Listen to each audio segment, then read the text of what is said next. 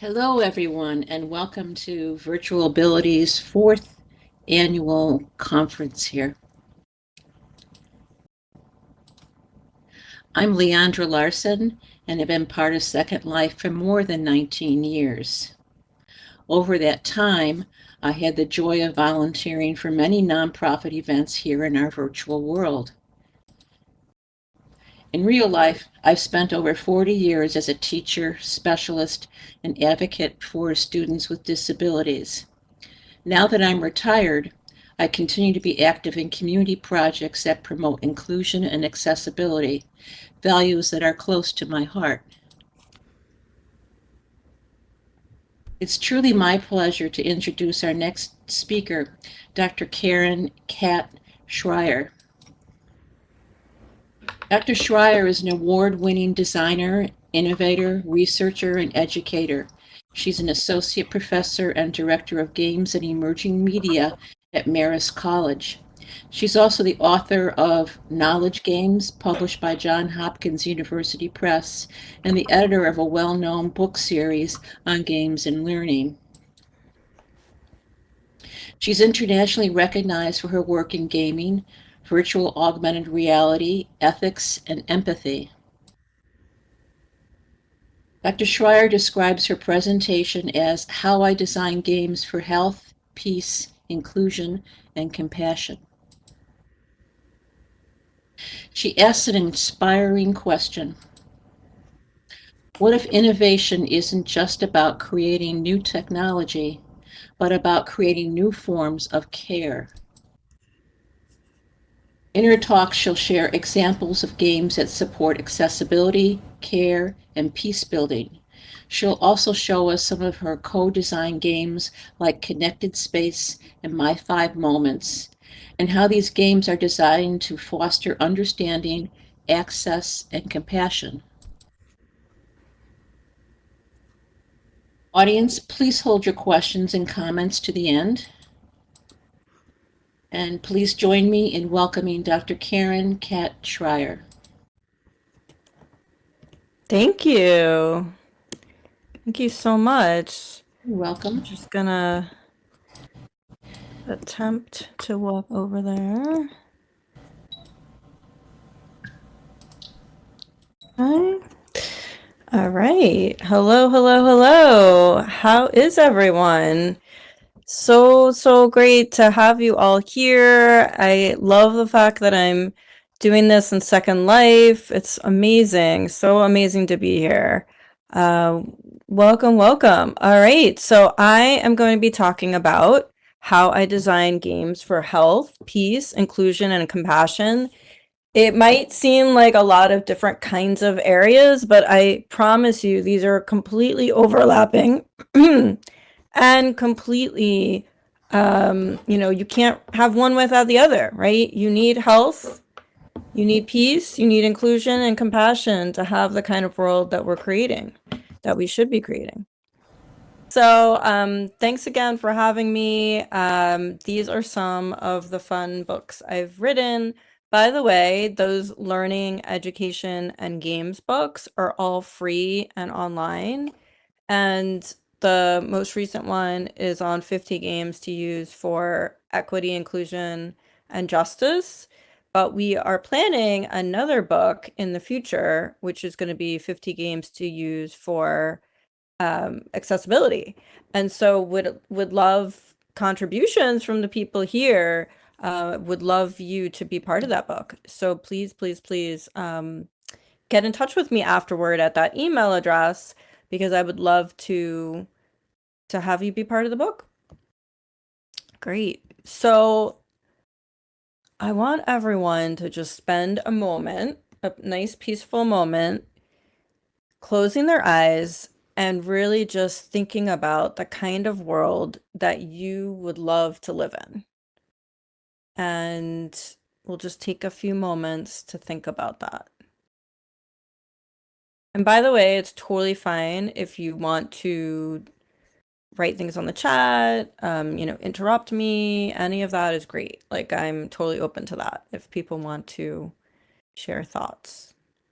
And the next thing will involve your thoughts, like now that we've had sort of a moment to think about this new world, please feel free to put something in the chat about the kind of world that you would like. And thank you so much. We've had our first idea. I always want my world to have flowers. I love that. Oh, yes, you will get my thoughts. Do not worry.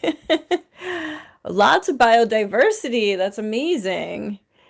Oh, everyone realizes they're weird in their own way. You know, I always think that it's only me that's the weird one, but now I'm realizing that everybody has their own quirks, and I love that. I want kindness. Yes, I want kindness too. Absolutely. That is number one on my list. If anybody else wants to share their thoughts about, it doesn't have to be like a full even sentence. It could just be like a word or like an image, anything. Oh, let me go back to some of that.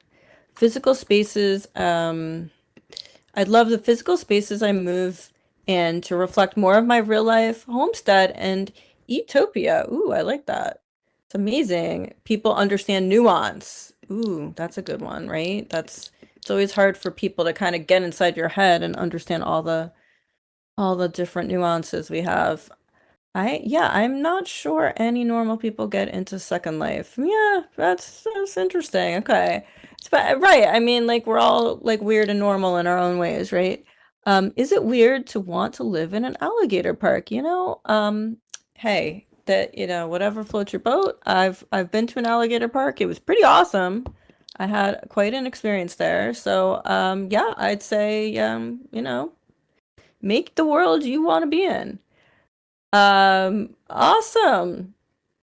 There are many ways to be weird, and we are all weird in our own unique way. And I love that about people. Like, we're all so different and unique and interesting. And I love the fact that we can all live here in this world together and be ourselves. I mean, my hope for a world is a place where we all could feel fully ourselves, a sense of belongingness, a sense of peace, a sense that we feel like we are meant to be here and that we're accepted for who we are. And so these are just like words that come to mind when I think about the kind of world that I want to create. And I actually took this photo at an art museum. Just like it kind of felt like a world to me, right? Like a world where we can create and we can be creative and we can all be like developing the kind of world that we want. And what I love about games specifically is that they are kind of like little worlds, right? They're worlds that we can create, they're ones that we can design to be whatever we want it to be, right? It could be all of these things. And my hope is that the games that I create are evocative of these words. And so I love that other people have been to alligator parks and that they like them. That's great. Cool. Okay. So just to kind of give you like a little bit of a sense of definitions of terms that I'm going to be using throughout the presentation. Empathy is typically defined as feeling what someone else is feeling, thinking about other perspectives. Words that are similar to that are things like perspective taking and listening and reflecting on what other people are thinking about. And then compassion kind of like takes it to the next level where it's about not just thinking about someone else's perspective, but really caring about it and taking action to support it. But there's so many different ways you could define empathy. In fact, I wrote this paper and it was like just looking at games and empathy and like how many different definitions of empathy there were. And there were like dozens, So even these terms, that we're talking about, whether it's access or compassion or empathy or peace or what does it mean for health? I mean that those are complex abstract terms, and then you apply them to games and it's even more of complexity. But that's okay. that's totally okay. All right. So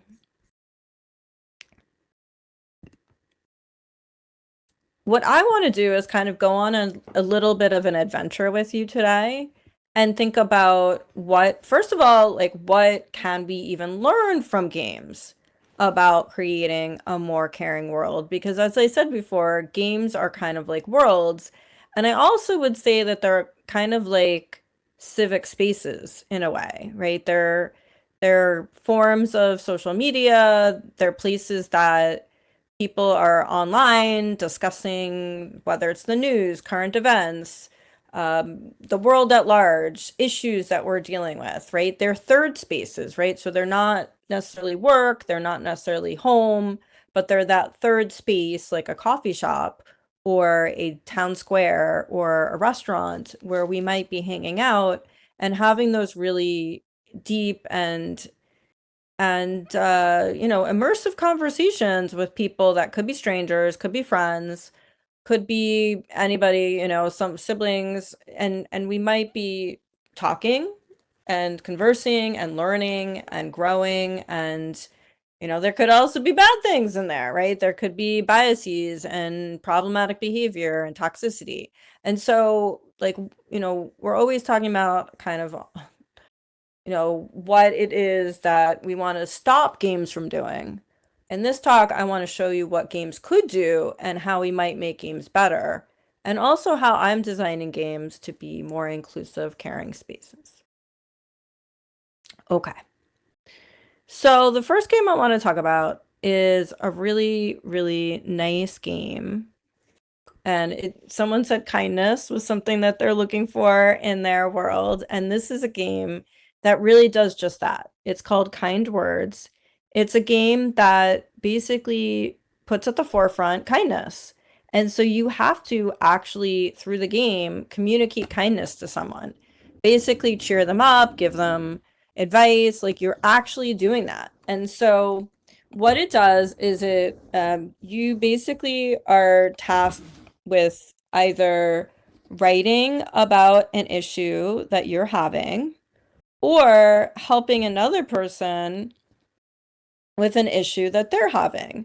So you see these letters, and a letter could be about, someone just broke up with their significant other, or they're having a trouble with their parent and they're not sure what to do. And so you, as a player, could actually write back to them. It's totally anonymous. And you can say something like, "Oh, I'm so sorry that you're dealing with this problem. I know you'll be able to get through it. Okay. You matter, and we care about you." And so I actually posted a letter at one point when I was writing my book, We the Gamers. I asked, I said, I'm really, just like any book writer, you get to that point where you're like, oh, I don't know if I could do this. It's so hard to write. Like, should I really be working on this book? And I got a letter back within a few days. It's basically was cheering me on, saying that that they believe in me, that I've got this. And it really cheered me up, and it really kind of pushed me and encouraged me to keep going with my book. And it was just a really wonderful game. You get stickers, you get messages of encouragement, you get to give people messages of encouragement. It just has like a really dreamy atmosphere. And in just general, it's just all about the idea that if you have a kind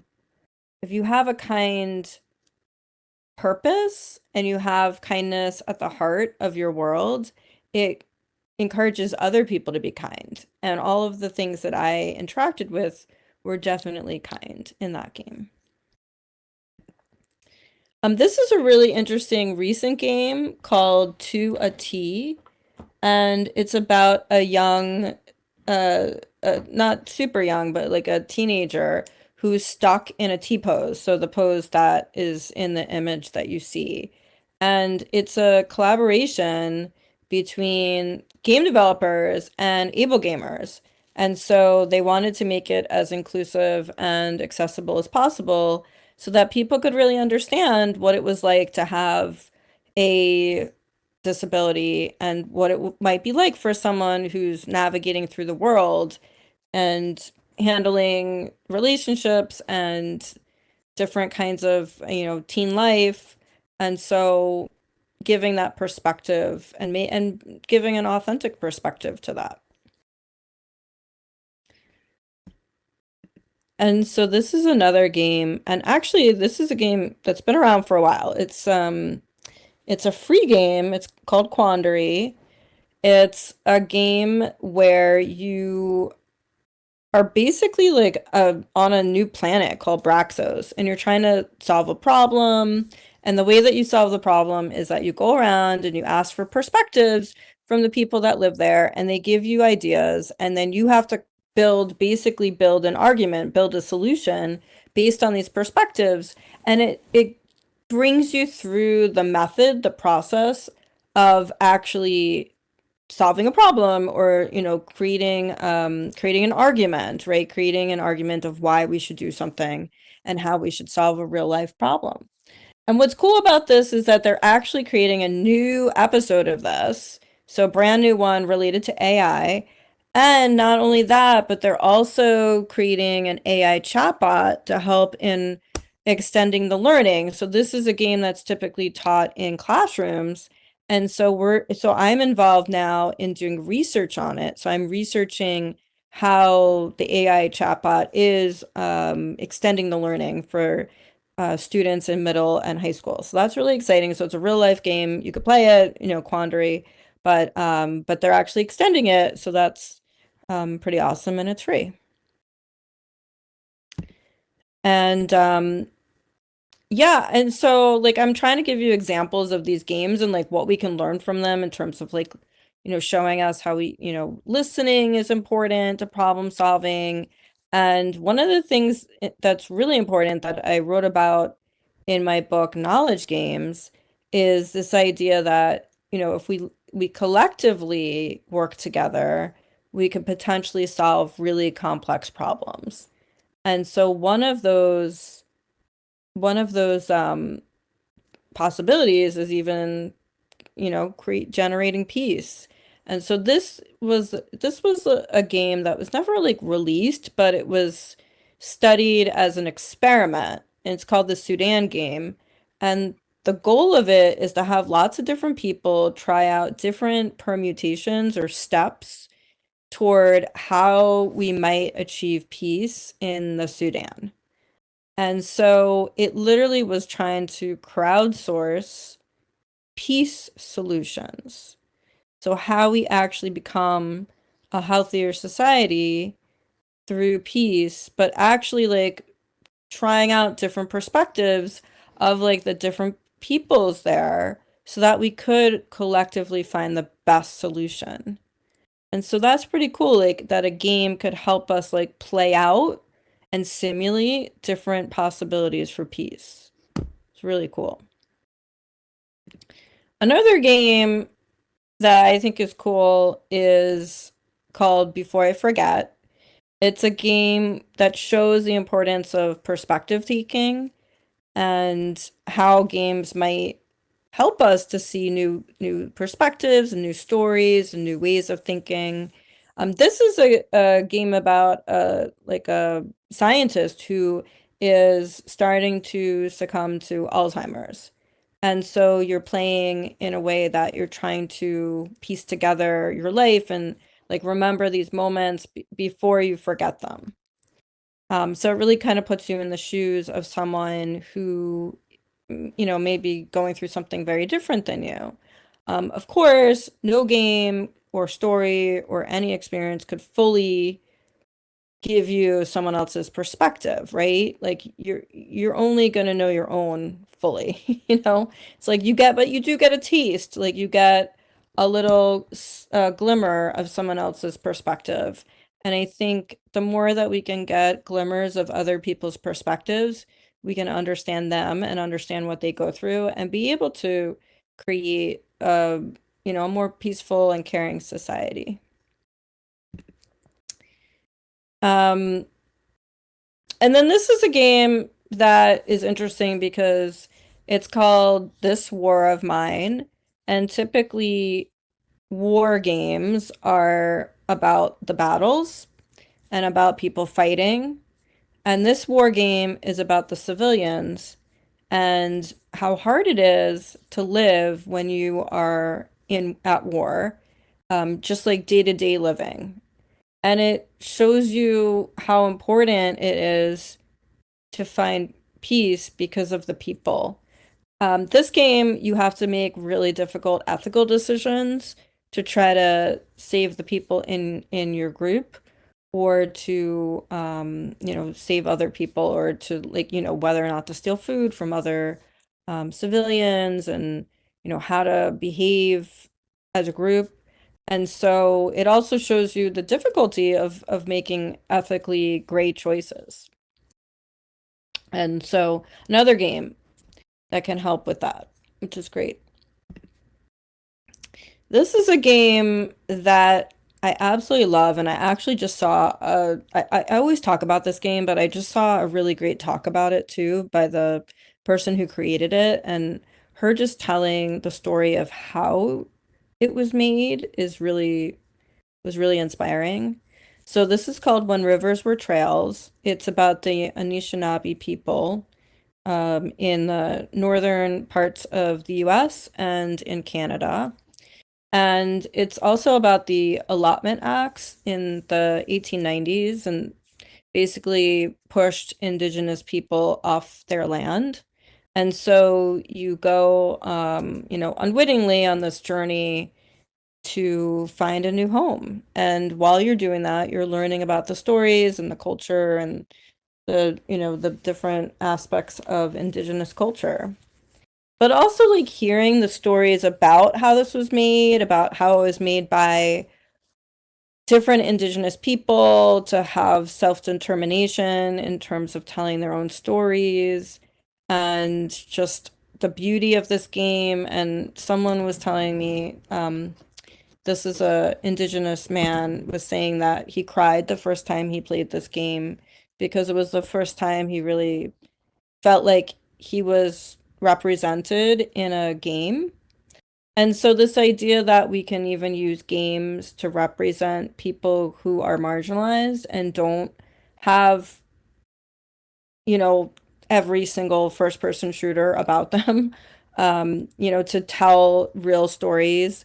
And like, he was saying that he knew some of these stories because they had been passed along through his family. And it's just really beautiful that this was so authentic. And that authenticity is the way to really understand people and to really connect with people. And games can do that. And we can create a world that does that, I hope. And then another game that maybe hits a little too close to home because it wasn't that long ago when we had COVID-19, but this is called Plague Incorporated. It's a game where originally you were supposed to play as a virus or a bacterium, or like a fungus, and your like goal was to like spread things as far and wide as possible, and kind of horrific to play as the enemy. But during COVID-19, during the pandemic, they actually flipped it, and then you were playing as people who are trying to stop a pandemic.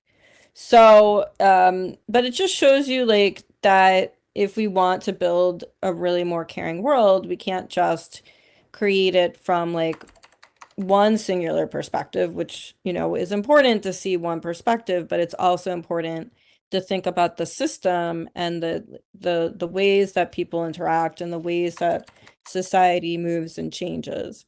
And so this game shows us that. And then I wanted to like make sure that everybody knew that we don't have to just use digital games. Like, I've been using digital games here as examples, but they don't have to be digital games. They could also be games like this, which are, card games and board games and other kinds of games. And so, this is just like a quick reminder that there's other kinds of games that we can learn from, and that this game specifically is pandemic, and it's similar to Plague Incorporated. It's about a pandemic, and but in this game you're trying to stop the pandemic, but you're working together, and you're basically, the way I like to describe it is you're playing together as people against the game board. So the game board is like the virus that's trying to spread, and you are the people who are cooperating together to try to make the world safe. And so again, like, games can show us that even just redesigning things in a way that makes it more cooperative can lead to a better outcome, better world. All right, so I told you some examples of what I think are really cool games that are doing things to enhance access and enhance stories and perspective taking and compassion and listening. But I'm also trying my hardest to make games that I think are inclusive and caring as well. And the first one I wanted to talk to you about is a game called My 5 Moments, the game. And this is a video, so I don't think we can play it, but that's okay because I can at least show you some screenshots from the game. And this is a game, this is actually like when you open the game, you basically are in like a futuristic world. It's a new world. I mean, it's a game I created. It's a game where I wanted to kind of put a lot of those ideas of compassion and inclusion and caring and empathy into a new world, right? Like, I wanted to create this new world in a game. And so I made this new world, like, let's say it's 100 years in the future. And it's a game that I created for the World Health Organization, so the WHO. And it really is about, like, how do we create a peaceful and healthy future? And the purpose of the game is to try to help these alien creatures. And I'll show you the alien creatures. Here's some of them. So there's on the top left, there's Hannah. Hannah is from like a sunny planet called Sundago, and you could see right next to her, she's got this little taquito that it's basically a cat, like a pet that she cares about, and she's in the hospital for cardiac issues, and you're basically playing as a nurse, and you're trying to keep Hannah as safe as possible. The aliens are super, super sensitive to germs, but you are trying to keep her safe by doing hand hygiene, so washing your hands or using a sanitizer at the right moments to keep her safe. And it's based on the WHO 5 moments of hand hygiene, but it's not it's not like you're just going and like reading a brochure about it. Like, you're actually in an immersive environment where you have to actually practice the skill of supporting these alien patients. And you have to actually do hand hygiene alongside all of the other things you might be doing, like taking blood pressure or listening to someone's heart. On the bottom right, you'll see another alien that's from a more like foresty planet, and this is Ferna, and she was playing soccer and got her teeth knocked out, and so you're helping her as well. And so there's like 5 levels of different patients in this international alien hospital. And the thing is that it's like my hope in the future, if we ever have aliens from other planets coming here, and that we'd all be able to like live together harmoniously and help each other and keep each other healthy. And so I tried to incorporate that as much as possible. And I just want to pause there in case anybody has questions or wants to hear more, because I can talk about this. One thing that's really cool about this game specifically is that it wasn't just about doing hand hygiene. It was also about doing these like extra fun things for your alien patients and to show empathy and compassion toward them, you had to make choices on how to speak more compassionately to them. If you did that enough times, you unlocked a task where you would be able to help the patient. So, for instance, with Hannah, you feed her taquito. You make sure that it's fed. For Ferna, you help find her a missing necklace that she really wanted, and so forth. Okay, so I'm just gonna make sure if anybody said anything. It's a little hard for me. I don't know if people chatted because we've got the transcript going. So if I'm just making sure, I just don't want to miss anybody's comments if there's anybody out there. Okay.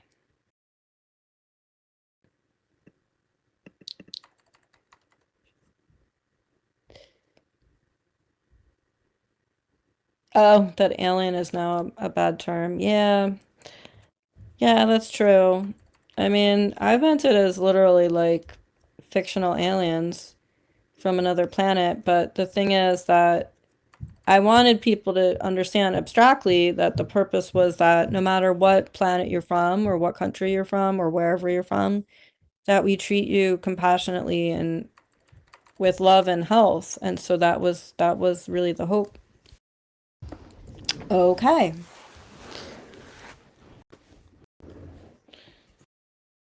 Okay. So I'll show you another example. This is an example of a game for a couple different courses on chemical hazards. So, unfortunately, there is a risk of chemical problems happening around the world where people might inadvertently or even purposefully release chemicals. And so we have a few different courses that again are free for anybody to take. And by the way, this other one is also free for anyone. This My 5 Moments. And if you want links to them, I'm happy to give those. But this one's also free. It's on it's on chemical hazards, and it was made by a team of people that I ended up spinning off into a company. Our company, we now make these playful learning games and courses and e-learning and trainings of all kinds. And we created this, and our company is called Dream Interactive Design. It's just dreaminteractivedesign.com if you want to check out more from our website. And actually you can get like a much more full sneak peek into chemical hazards.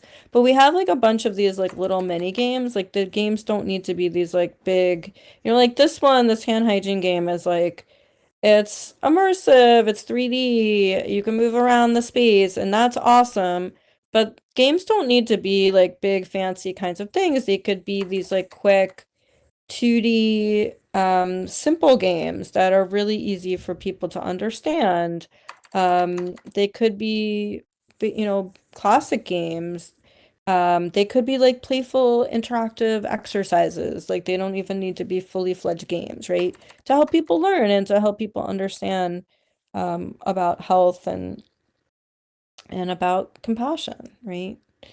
This is another one where it's a 2D game where you're making choices, and it's on vaccine preparedness. So we have a fictional country where there is a sudden outbreak of a pathogen, and we have you basically go through like a whole little mini simulation of what you would need to do if you are in the Ministry of Health at a country, and how you would work toward making sure that you can get that vaccine created and that you could get it authorized to be used in your country. And so that's a game that we also created through our group at Dream Interactive Design. Another game that I'm particularly proud of is called Connected Spaces. And it's still somewhat in progress, but I wanted to show you a couple of different um, earlier images from it.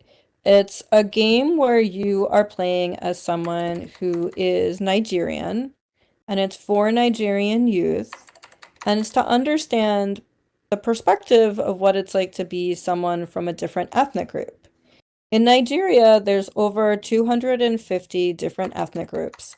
And for instance, there's Hausa, Niger Delta, Yoruba, and depending on what group you're part of, you may not really fully understand the kinds of discrimination that another group might face. And so what we did was we created a VR game where you play as someone, for instance, who's Hausa, and you go through a story and you make choices and you experience what it's like to be someone else. And we actually tested it with Nigerian youth to see what,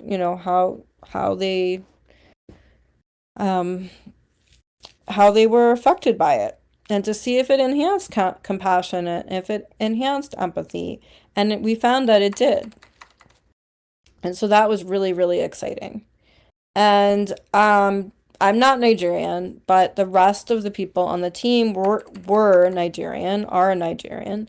And so it's really important to have it be authentic, if you're making a game or anything, like whatever kind of experience you're making, that you're including people that are from whatever, if it's, about a disability, that you're including people who have that disability to be like not just advisors, but like really have the power to the decision makers about how that design, is implemented, and really that how the design how it's completely designed, right? So I was really more of the person who understood the game part, like how to create a game, and was advising them. But it was really up to them to be in charge of the game. And so that again is just a really wonderful project. So what I try to do from these experiences is to create almost like a little toolkit of how we might design things, um, for empathy, for creating this kind of caring world through a game. Things like making sure that your players, your people have agency, that they can potentially like role play and take on new perspectives. You don't have to do all of these things, but maybe there's a few here that might be useful. And I also created this little white paper, and if you want a link to it, I can definitely give that to you, where it's about how we might create not just games, but create almost like a toolkit for people who are making games so that they make games that are more caring, because it's really up to us to really hold accountable people who are designers to make sure that they're creating these worlds in a way that are that they're creating inclusive, caring, and supportive pro-social worlds. Because if we put people into world, like we put players into worlds, we want them to imagine we want them to imagine themselves in a caring space, right? We want them to be used to a caring space so that when they're not in the game world, that they're thinking of ways to make our real world more caring, that they're practicing care throughout both the real world and their game worlds. All right, so I hope that we can work all of us together to redesign our world, whether it's a game, whether it's any like a building, an institution, or organization. Let's make our world more caring and more inclusive. And I hope that you'll get in touch with me. I'd love to hear your questions, and I hope that we can stay in touch.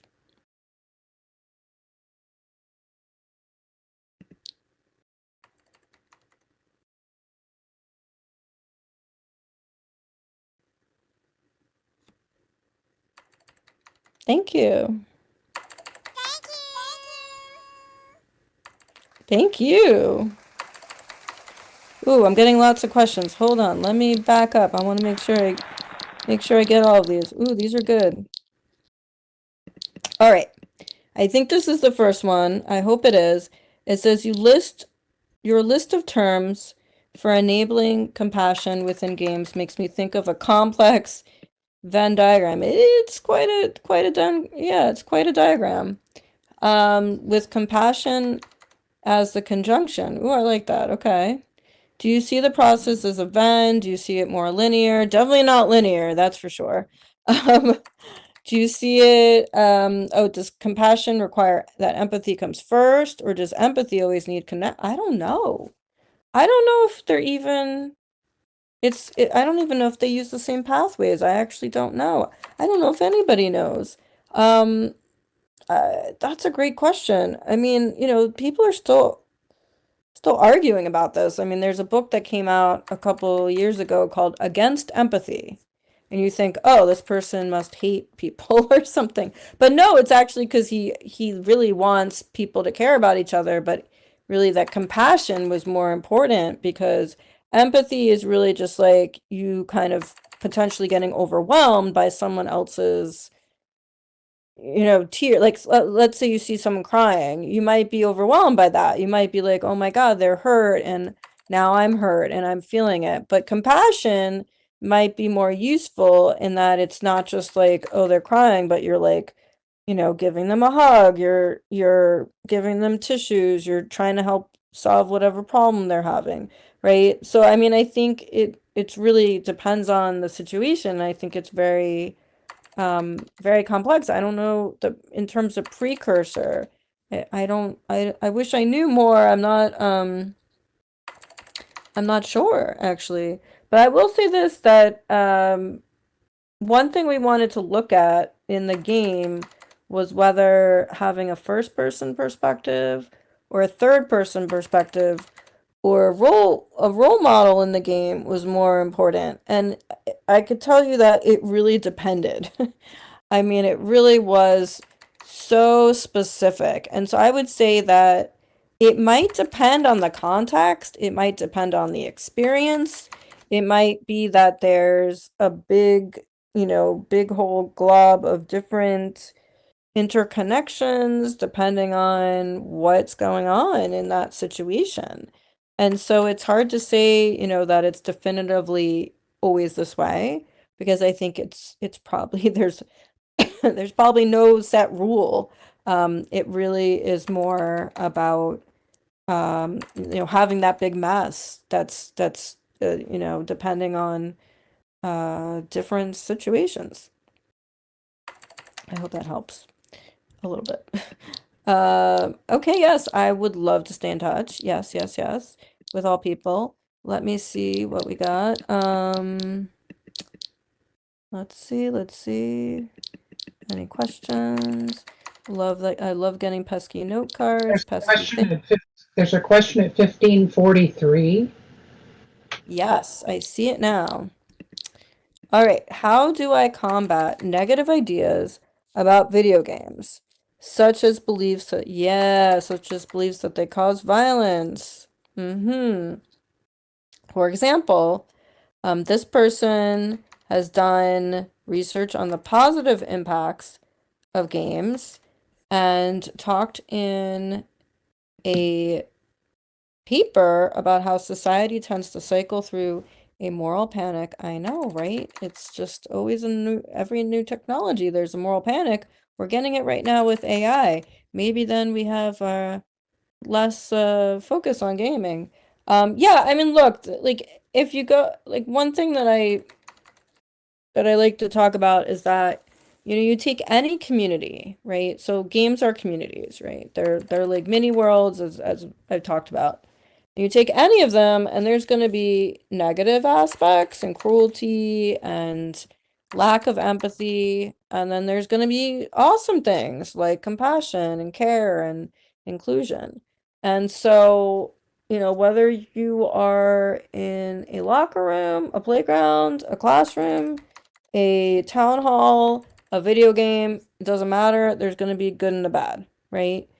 But unfortunately, people kind of focus on, because it's the moral panic, like, oh my God, this new technology, it's brain rot for our kids. Then people get nervous and they have to look towards something to blame, and they blame games or whatever it is. Now it's social media and AI maybe, but and certainly there are bad things in games. I mean, there's bad stuff that happens in Roblox. There's bad things that happen um in every community you could probably think of, whether it's like a taekwondo class, or it's an online game like Fortnite or Valorant. And I actually did research on Fortnite and Valorant and Counter-Strike and Overwatch, and we found plenty of bad stuff. Some good stuff too. In fact, lots of good stuff. But we also found a lot of bad stuff.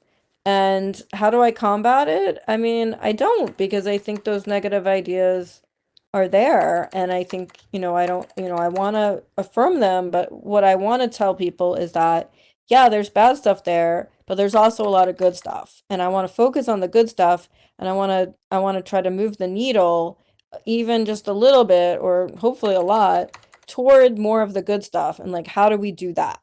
So it's like getting people like unstuck from the idea that games are just like all bad, and making them realize that they're like complex and messy and different and unique. And so just like every community, and we just have to try to work toward, what kinds of, like, whether it's policies or designs or ways to make better communities, like how can we make that needle move toward the good?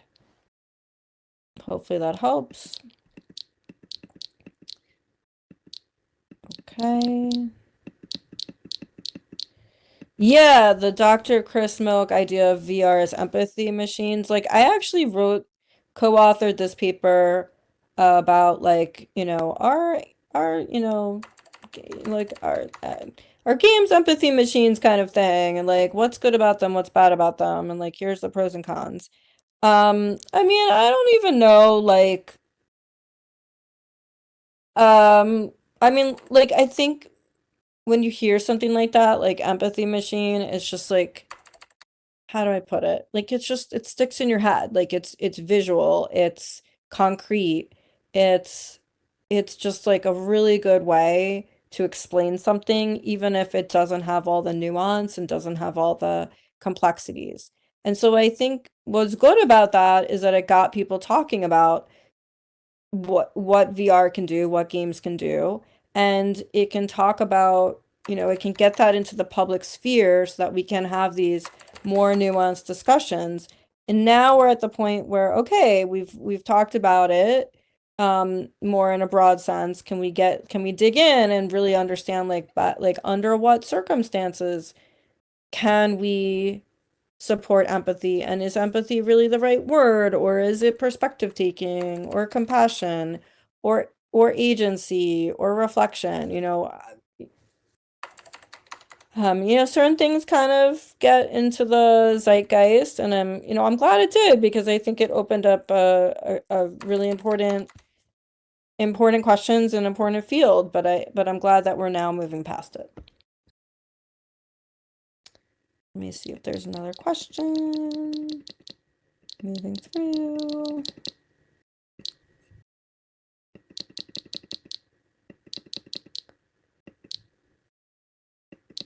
Yeah. Definitely frustrated at the AI negativity. Although, I mean, just like anything, we want to think about the ethics of it, but it's like the good and the bad. It's always the good and the bad. I think people have trouble like holding both at the same time.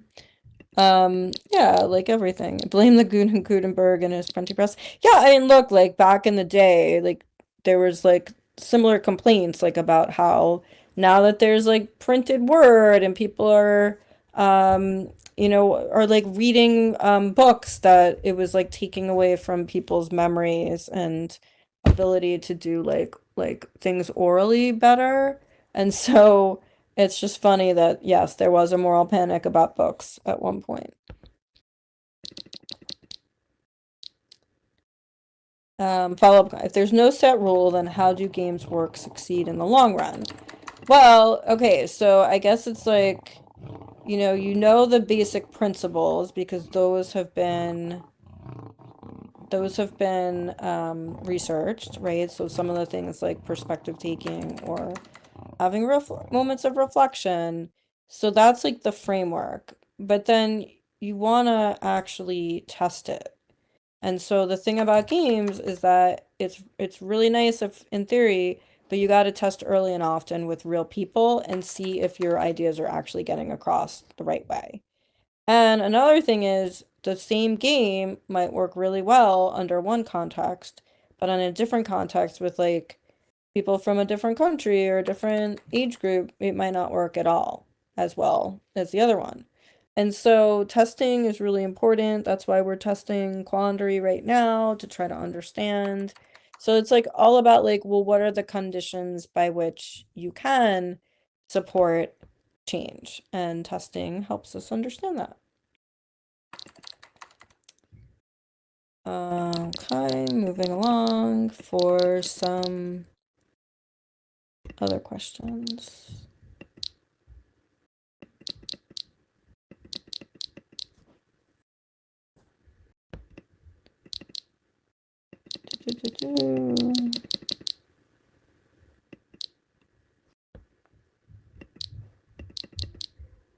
Question. Okay, hopefully this was the next one.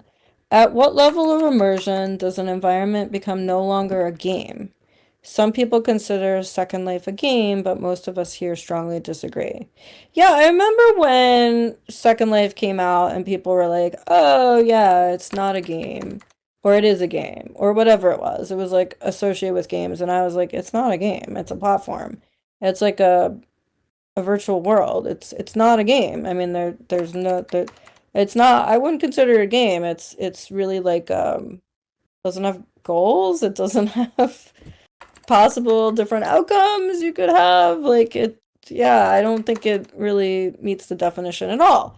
But I think that, you have to think about the general public maybe not having a lot of experience with games and they see something that has maybe similar graphics to like the game that they see their kid playing or that they've seen being played. Like, it has a 3D immersive space. Like they may not know the nuances of language, but I find that okay. Like it's still it's still a valuable thing that people are even just considering it, and thinking about how people live in these virtual worlds and how they interact and there are elements of Second Life that we can use to understand gaming better, even if it's not a game. And I think that's important too. Yeah.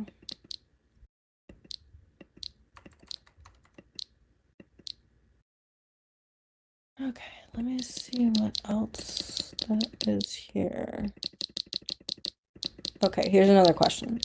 Do you think that all the aspects of AI and everybody being obsessed with it can be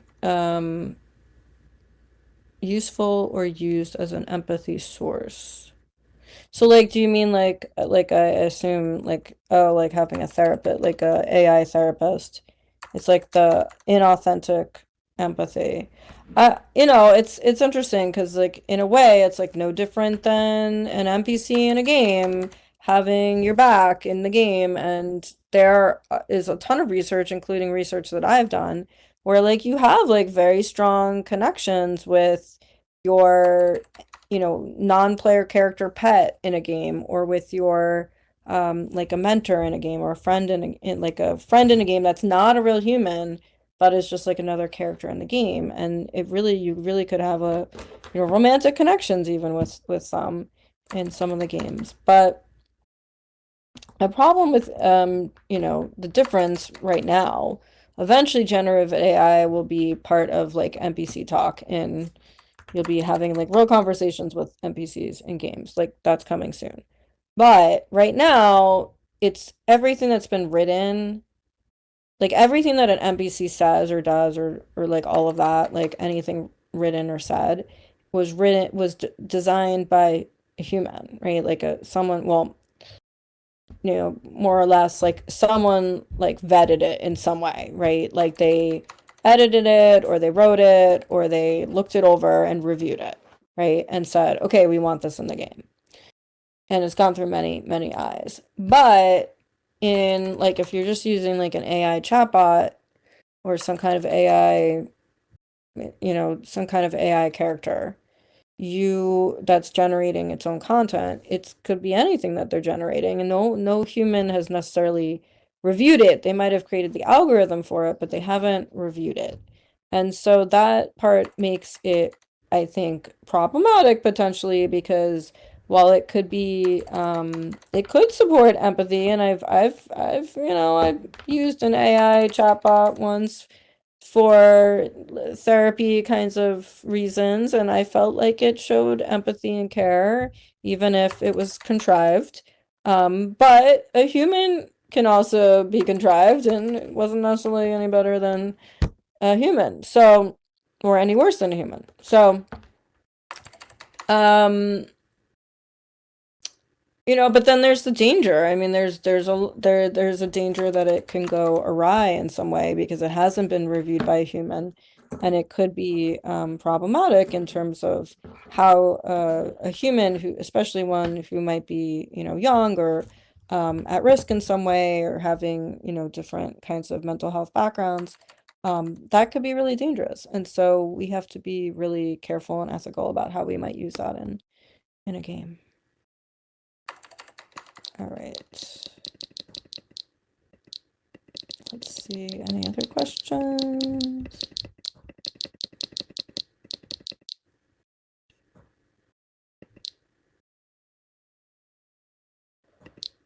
Yeah. Some people do think life is a game. Okay.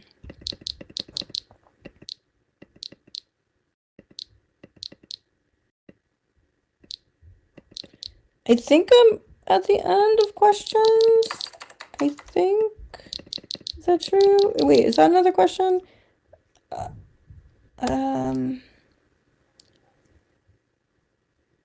Yes. I think I'm good. I don't know. Are there any other questions? Did I miss something? It is time, so. But I just want to make sure that I didn't miss any as I'm scrolling through the questions pretty quickly. Okay, well, thank you so much, first of all, for your amazing engagement with us, and your questions were awesome. I really appreciate all of your support and your presence. And I really hope that we can connect in real life or on Zoom or on Discord or in Second Life. Yes, please talk to me more. I would love to come back again. For sure, for sure, for sure. Yes, yes, yes. Like everyone, yes, I definitely want to connect. Please email me, add me on LinkedIn, write to me. I really want to hear from you, and we will talk one-on-one. Thank you, thank you.